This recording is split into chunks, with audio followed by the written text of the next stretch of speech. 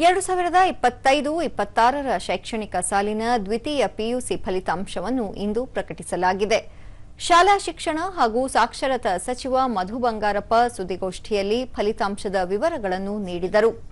ರಾಜ್ಯದಲ್ಲಿ 6,48,853 ವಿದ್ಯಾರ್ಥಿಗಳು ಪರೀಕ್ಷೆಗೆ ನೋಂದಣಿಯಾಗಿದ್ದು, 6,32,200 ಮಂದಿ ಪರೀಕ್ಷೆಗೆ ಹಾಜರಾಗಿದ್ದರು.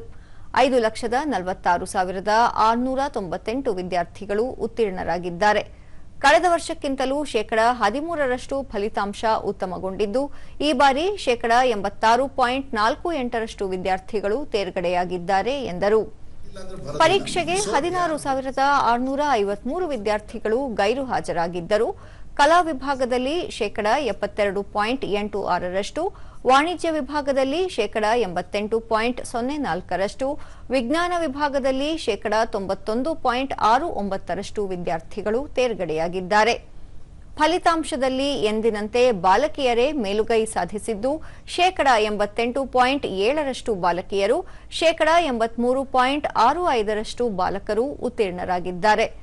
ಗ್ರಾಮೀಣ ಭಾಗದಲ್ಲಿ ಶೇಕಡಾ 87.62ರಷ್ಟು, ನಗರ ಪ್ರದೇಶಗಳಲ್ಲಿ ಶೇಕಡಾ 85.95ರಷ್ಟು ವಿದ್ಯಾರ್ಥಿಗಳು ಉತ್ತೀರ್ಣರಾಗಿದ್ದಾರೆ ಎಂದು ಮಾಹಿತಿ ನೀಡಿದರು.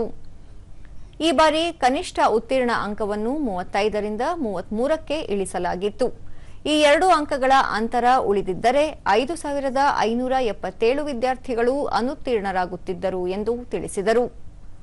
ಉಡುಪಿ, ದಕ್ಷಿಣ ಕನ್ನಡ, ಕೊಡಗು, ವಿಜಯಪುರ, ಉತ್ತರ ಕನ್ನಡ ಕ್ರಮವಾಗಿ ಆರಂಭದ 5 ಸ್ಥಾನಗಳನ್ನು ಪಡೆದಿವೆ. ಯಾದಗಿರಿ ಕೊನೆಯ ಸ್ಥಾನದಲ್ಲಿದೆ ಎಂದು ತಿಳಿಸಿದರು.